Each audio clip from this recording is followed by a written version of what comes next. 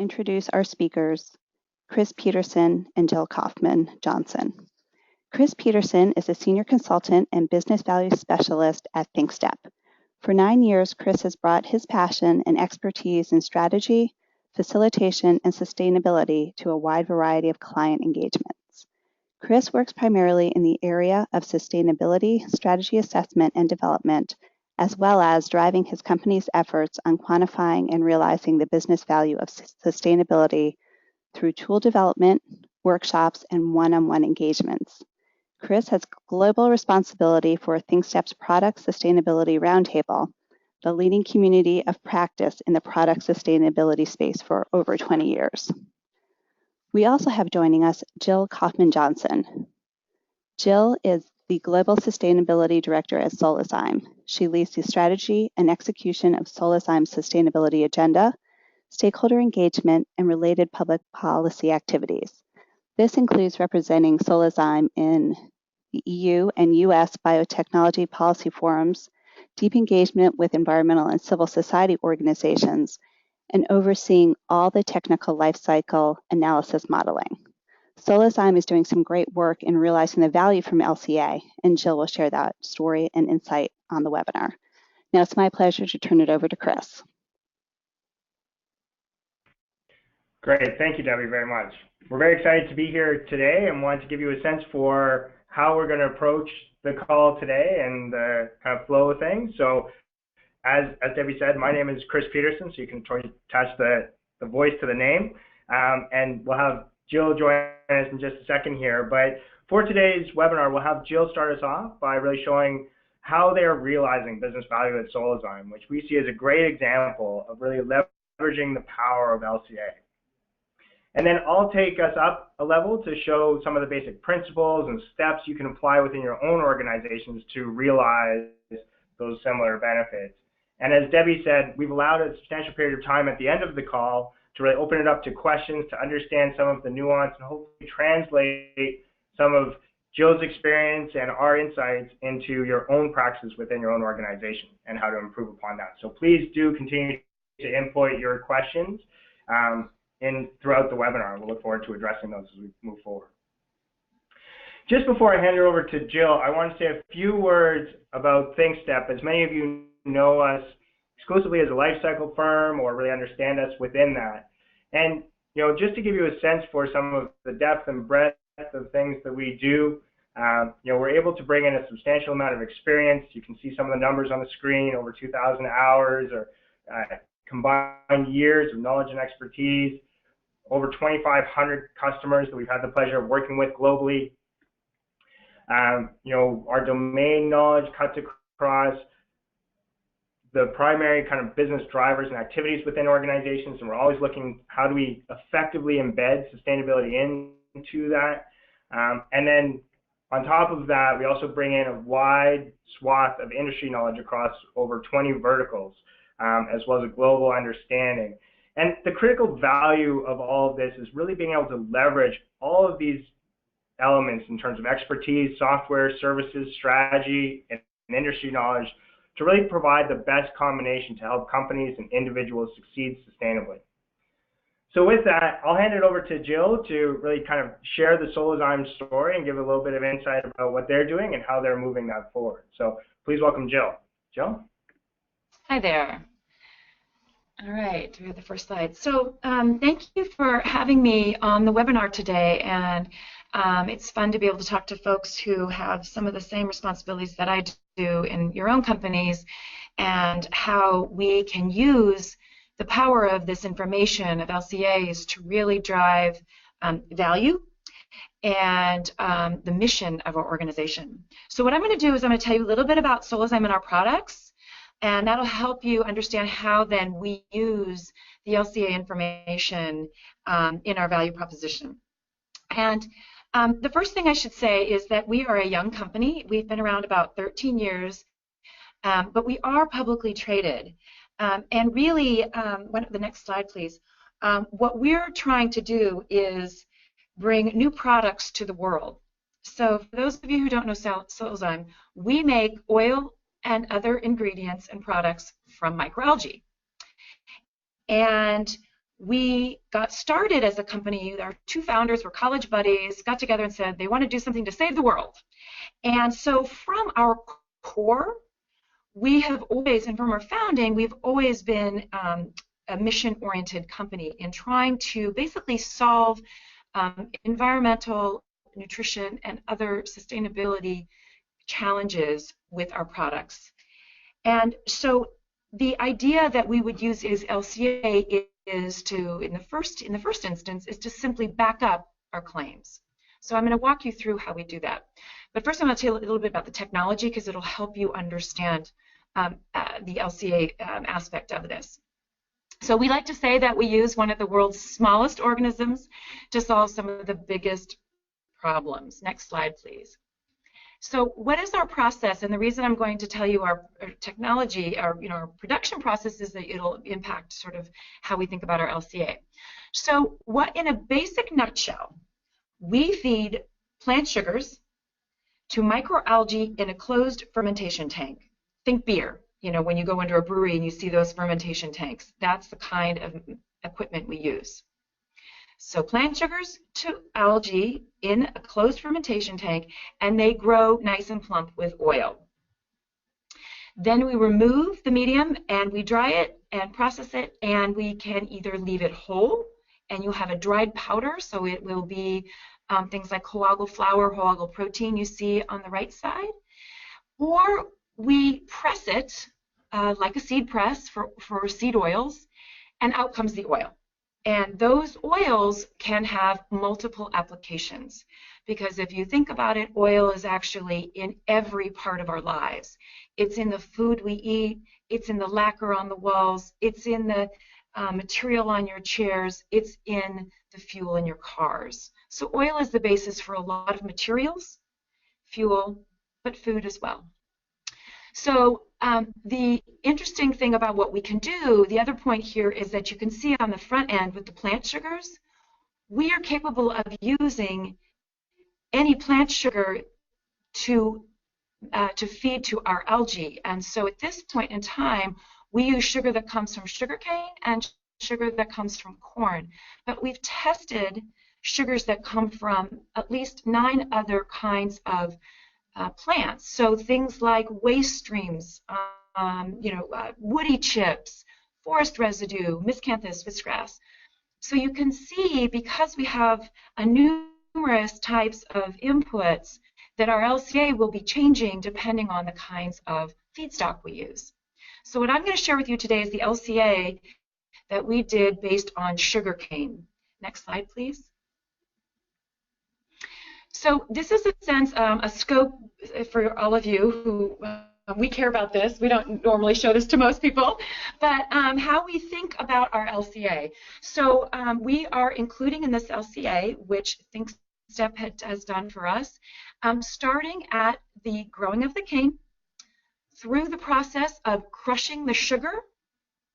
In this case, you'll see that the waste sugar cane, which is called bagasse, actually provides all of the energy for the electricity and steam needed to power both the sugar mill as well as the oil facility that is co-located with that sugar mill. And there is enough bagasse typically to also export any extra energy back to the Brazilian grid. Okay, so this is our plant based in Sao Paulo State in Brazil, co-located with a sugar mill. It is a joint venture facility. It's Solazyme, and our joint venture partner is Bunge, and it's the Bunge sugar mill. That sugar mill is actually Bonsucro certified, as well as the sugar that's coming through it. And for those of you who know about that, it's a standard that's used for sugar, and it looks at both environmental as well as social and labor issues. Okay, so the scope then goes to the crude oil.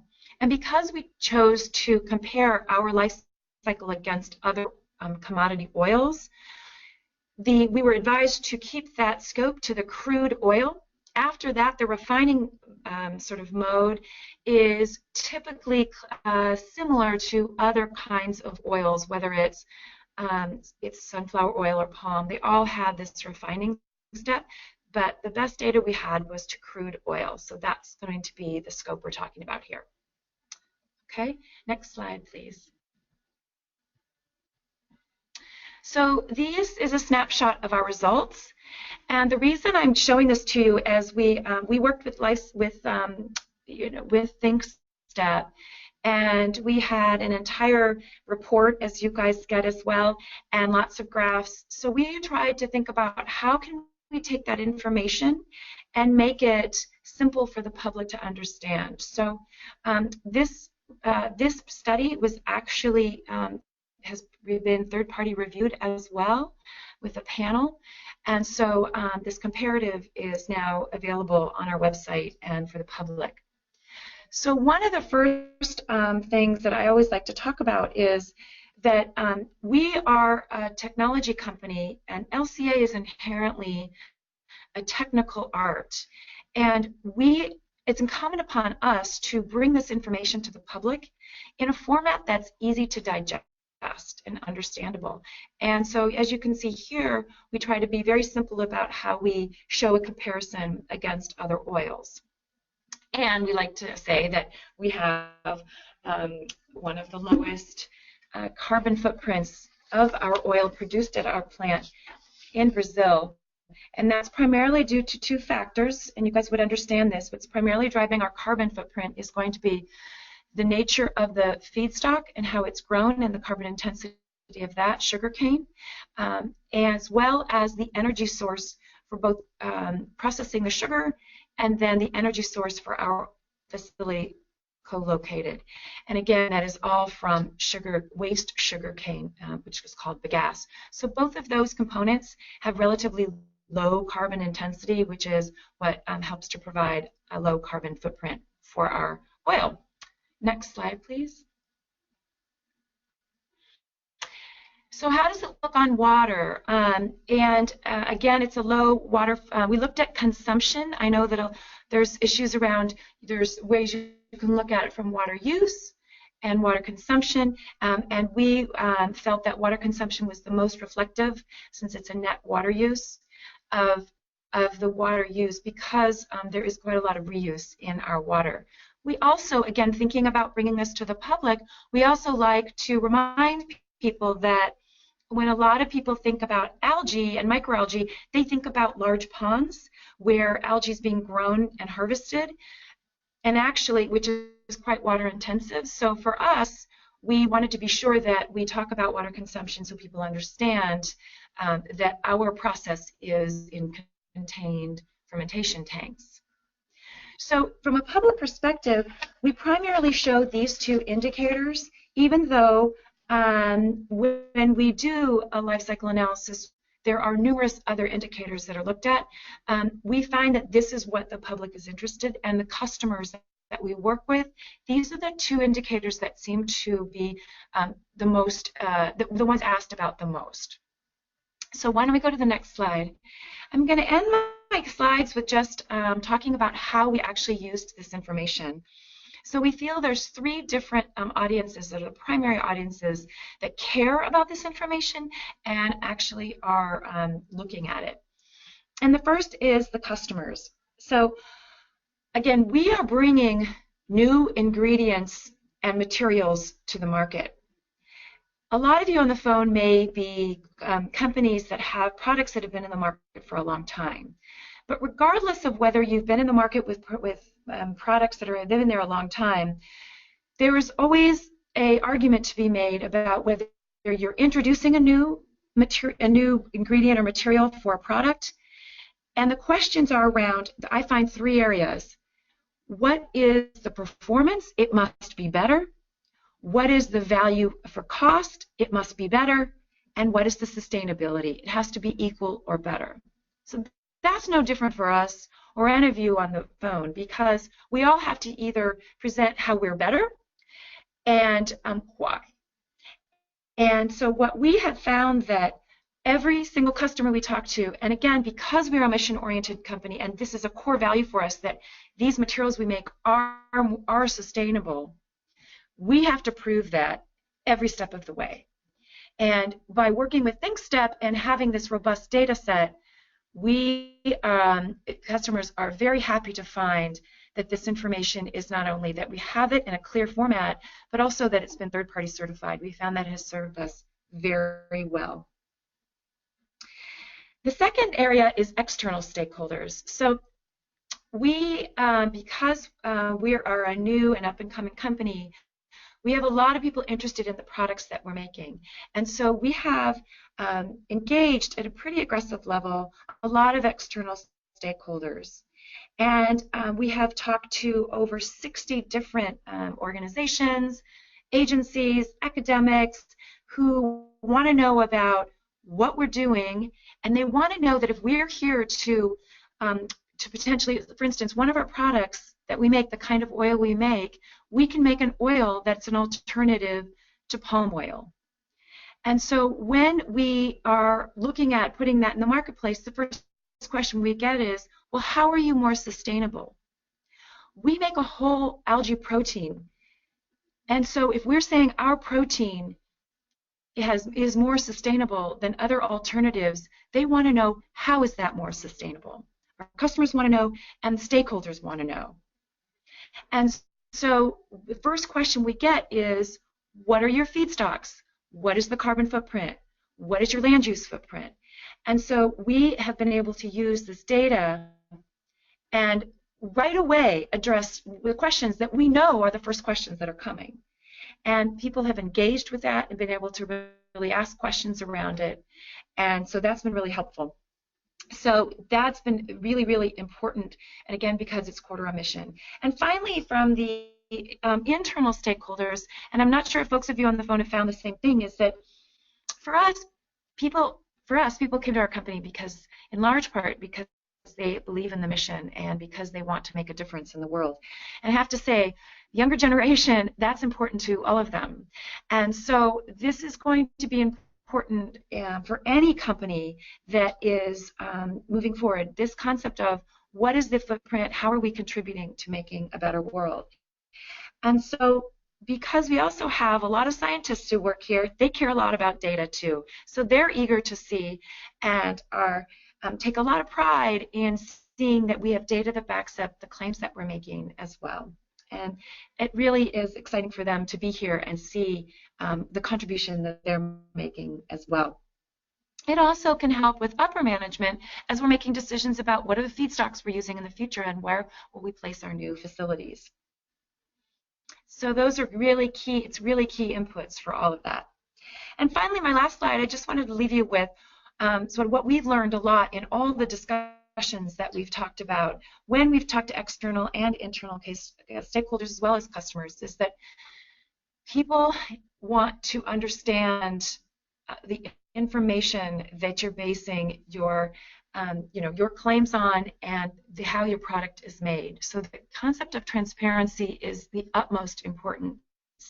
So we published a report at the end of last year that talks about our engagement with folks, talks about sort of gives the LCA information right there in front of people, as well as how we make our products and our responsibility to bringing new innovation to the world.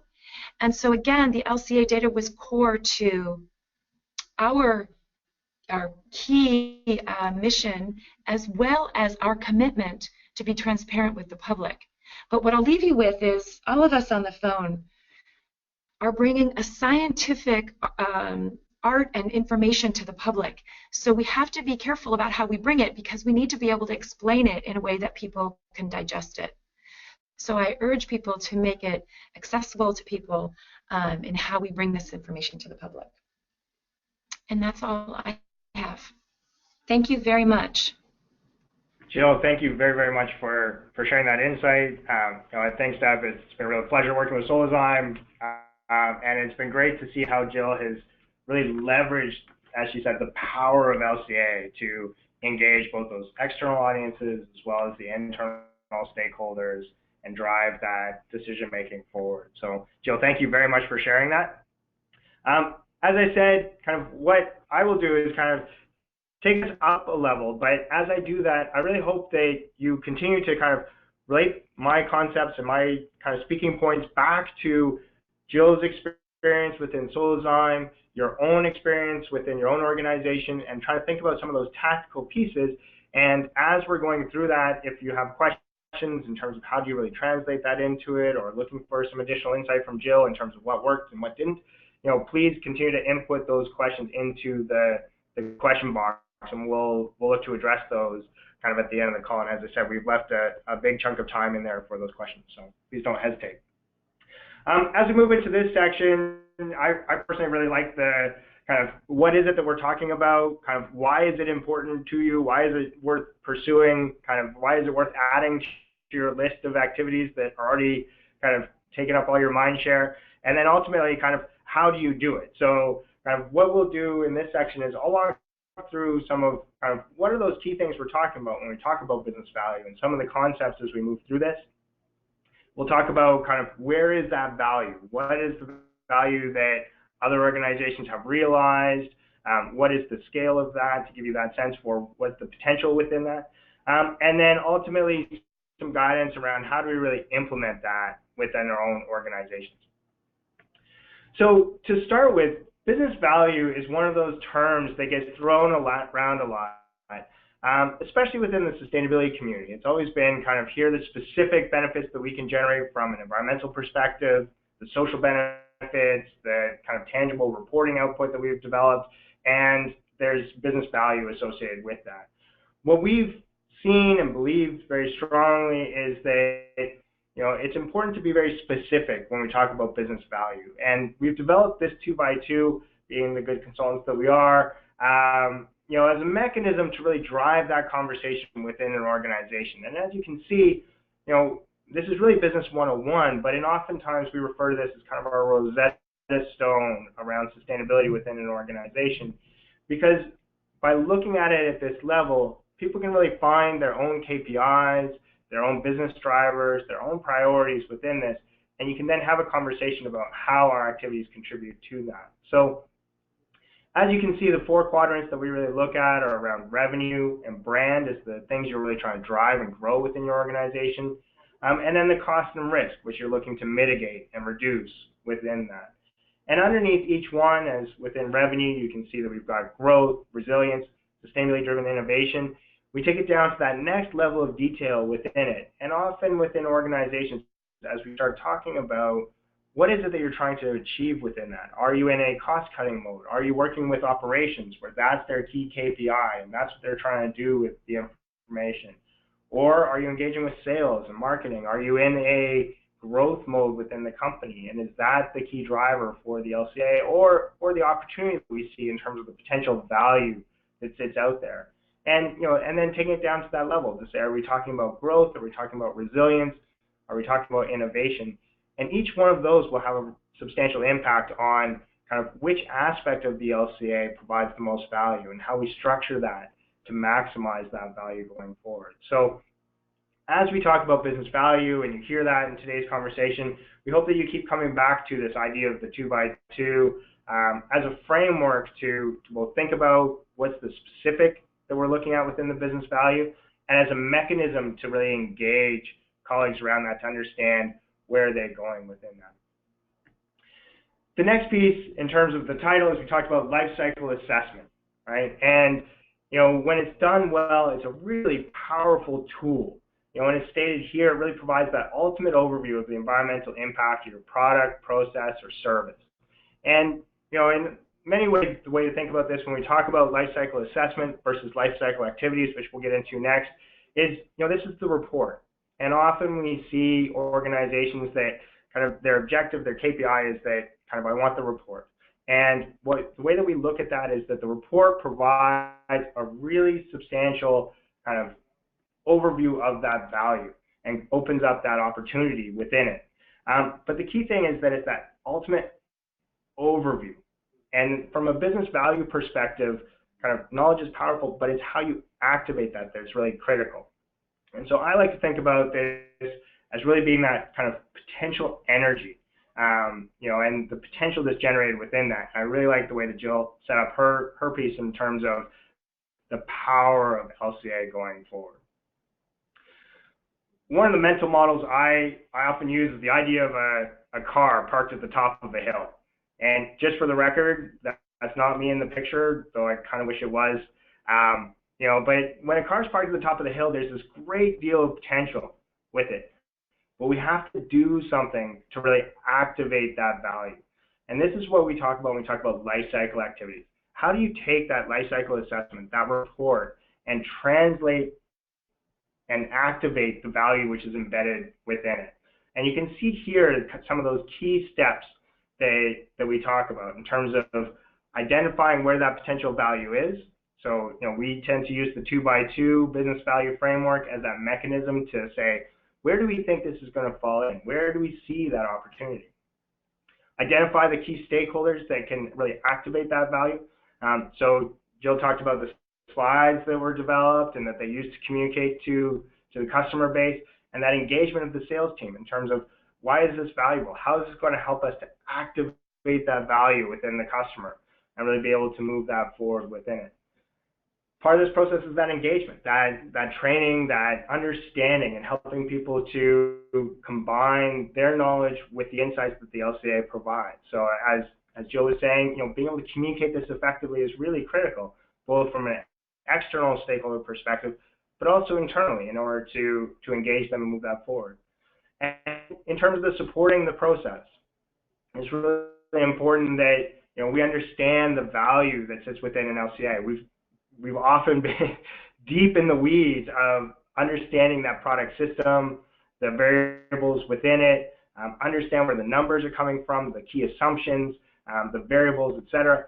And, you know, by being able to interpret the scientific side of the LCA along with the business side and being able to combine those is what really provides this incredibly powerful output within an organization. And then finally, we'll talk about this a little bit later on, but this continual improvement piece is something that we often see within organizations as being key to really maximizing the value of life cycle activities. It's being able to build off of lessons learned and drive the kind of cultural change and the change management process within the organization. The second concept that I want to just kind of hit on is this idea of contributing to. Right? The value of life cycle assessment really comes from its rigor and depth and its ability to support organizations in making some clear decisions and overcoming kind of the hurdles and obstacles to decision making that comes with these incredibly complex systems that we're operating within. However, those decisions and the value that they generate are typically activated by others within the organization, so such as sales and operations, procurement, R&D, et cetera. And they tend to be part of a puzzle and are often necessary elements of value, but aren't sufficient on their own in order to realize that full value. Therefore, we really find taking a contributing to mindset really expands both the scope of the potential value in terms of how we engage with those different groups within the organization, as well as its realization, is that when we take that contributing to and seeing it as a partnership within that, that organizations are really able to leverage the support roles and the full activation of that value going forward. So the next piece is kind of why bother, right?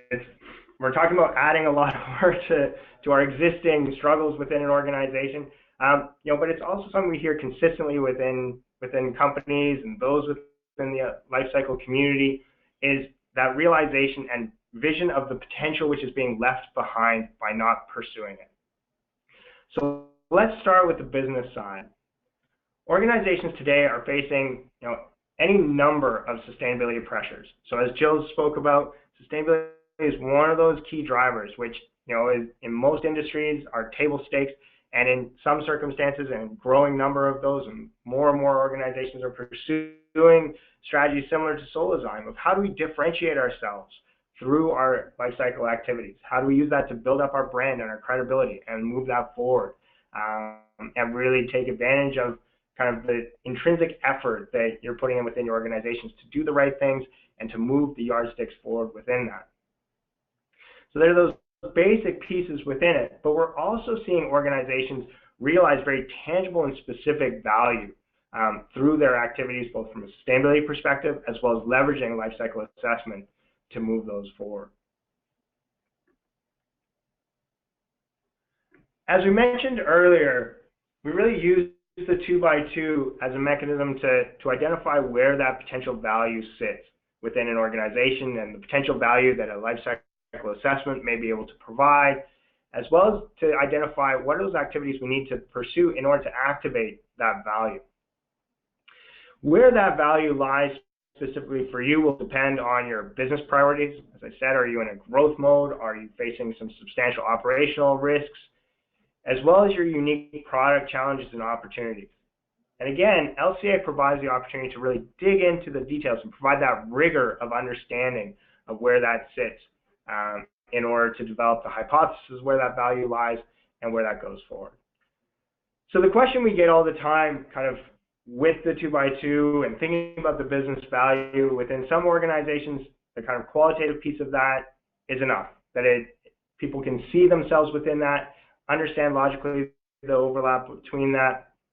In other organizations, there's that deep desire for numbers and a sense for where do we stand within this? What does this really look like from a practice perspective?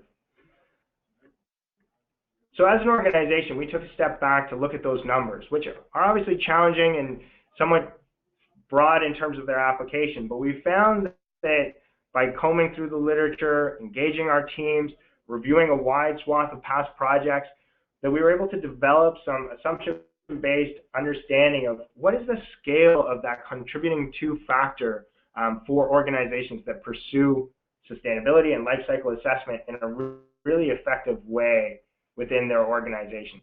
And what you see here are those outputs. And again, what we're talking about is what is that piece that we could credibly allocate to the sustainability or the life cycle assessment activity within the organization that really drives that value, right?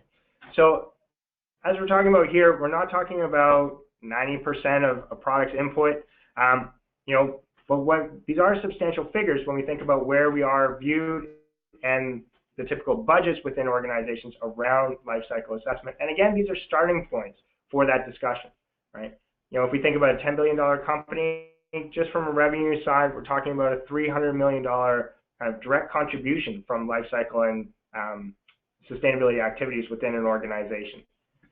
And that's a great starting point to start to benchmark oneself against, is that the level that you're realizing within your organization, or are there activities or practices that you could be putting in place that would help to grow that even further than that?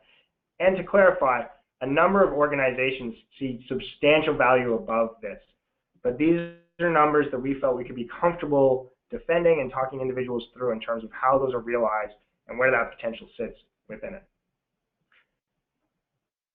So what does this really look like in practice? One of the companies that we've done a fair bit of work with and really like to point to in terms of their approach to really life cycle activities and life cycle thinking within their organization is Johnson & Johnson. And this is ZYTIGA, which is one of the pharmaceutical products produced by one of their business lines, Janssen. And what Johnson & Johnson has done is they've developed a broad product sustainability program, which they term Earthwards, which is really based on life cycle thinking. And it's a great example of trying to activate this value.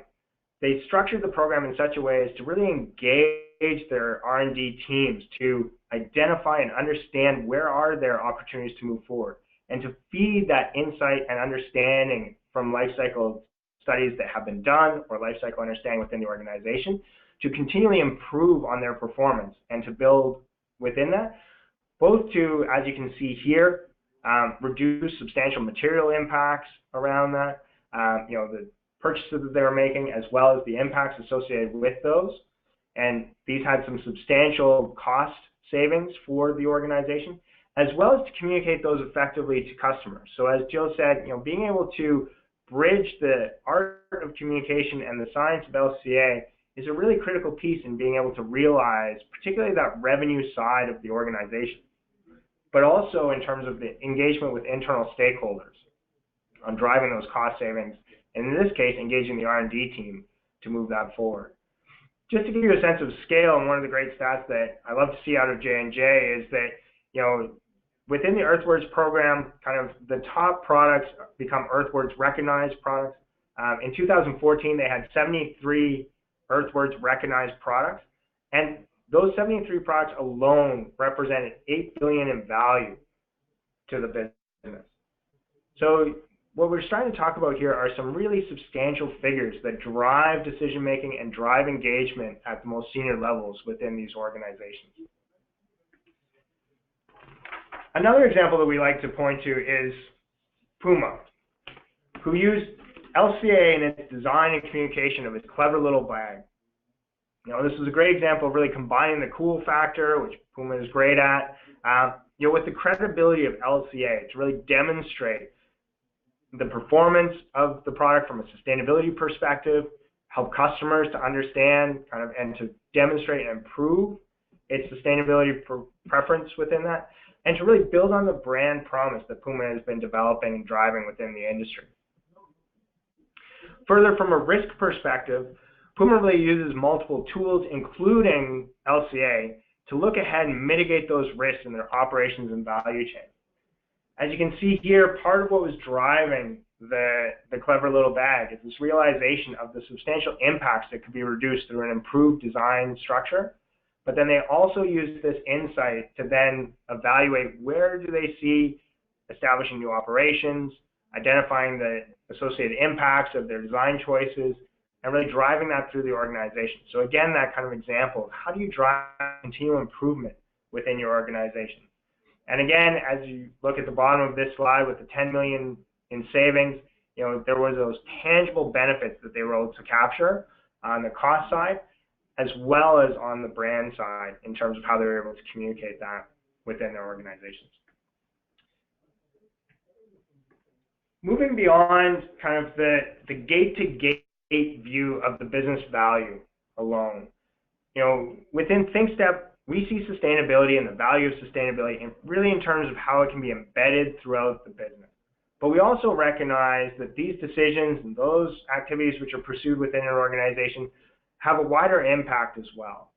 And in many ways, this is personally what's brought me to the business value of sustainability and really looking to drive and engage organizations around this, is the ability to harness the knowledge, the tools, the insight, the enthusiasm, the mind space of our colleagues and peers within our organizations to really take on the challenges that we face going forward as a society.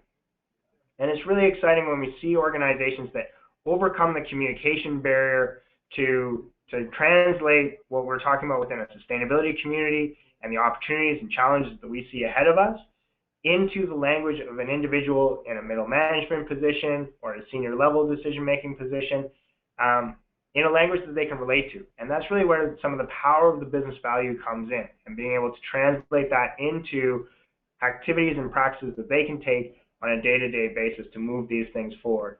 And that's some of the potential that I see going forward with this, and really I'm excited about with that.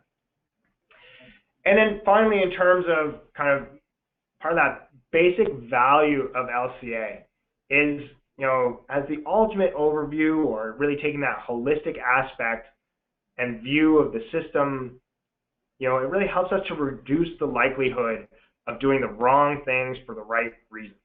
And it really helps to shape and steer decision makers going in the right direction. The quick example of this is compact fluorescent light bulbs. That, there was a chance we were looking to ban those for the mercury that was embedded within them.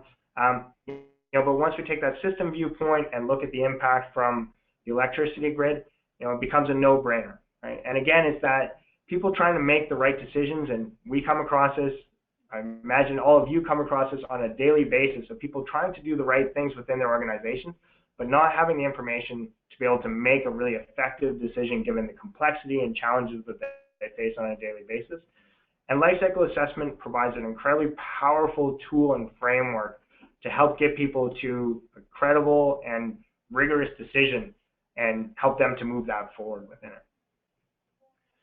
So hopefully now you're at the point of having some clear understanding of kind of what it is that we're talking about when we talk about business value, when we talk about life cycle assessment, when we talk about these various pieces, kind of why it's worth pursuing and some of the value it can generate within your organization. And now I just want to take a few minutes to talk about, like, how do you actually do that? what does this look like in practice? You know, and again, please continue to feed in your questions in terms of if you're facing some of these challenges within your own organization and how to really do that. Questions. But the first step is really understanding kind of where do you see that potential value within your organization, right? Again, is it being driven by the revenue opportunities, as Jill's kind of highlighted within her presentation? Is it being driven by some cost pieces, risk mitigation, as we saw with Puma, brand enhancement, both with Puma and Johnson & Johnson, their programs. And then the next piece is really trying to understand kind of who needs to be involved in order to activate that value. As I said, LCA often sits as a contributing factor to this activation. And, you know, understanding who those individuals are is really critical, as well as kind of what it will take to engage them. What are some of those softer sides that help to move that forward? And then often working with them in partnership, trying to map out what will it really take to activate that value and developing that plan. You know, Jill gave the example of, you know, the fact that their LCA was third-party verified was a really key success factor in having the credibility to communicate that effectively to the marketplace, right? So understanding what those pieces are as early in the process as possible are really important in order to be able to move that forward.